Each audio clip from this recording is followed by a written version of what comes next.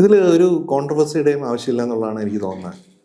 Raja sir പറയുന്നത് ഒരു വളരെ സത്യമായ ഒരു കാര്യമായിട്ടാണ് എനിക്ക് തോന്നിയത്. നമ്മുടെ പല സംഗീത സംവിധായകരും അവരൊക്കെ അവരുടെ കാലഘട്ടങ്ങളിൽ അവർ വളരെയധികം ബുദ്ധിമുട്ടുകൾ വന്നിട്ടാണ് അവരൊക്കെ പോയിട്ടുള്ളത്. നമുക്കറിയാം പല ആൾക്കാർ, ഇപ്പോൾ A.T. ഉമ്മർ അതുപോലുള്ള പല ആൾക്കാർ.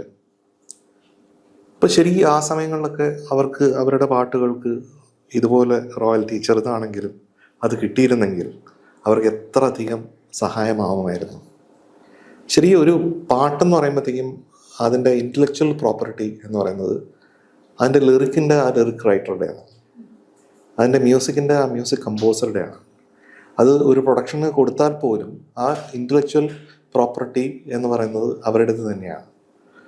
അപ്പോൾ അത് പല വേദികളിൽ പാടുകയും ഈ സിംഗേഴ്സിനെ സംബന്ധിച്ചിടത്തോളം അവർ ഈ വേദികളിൽ പാടിയിട്ട് അവർക്ക് വലിയ വലിയ റെമ്യൂണറേഷൻ അവർക്കത് കിട്ടുന്നുണ്ട്. അതൊരു സത്യമാണല്ലോ.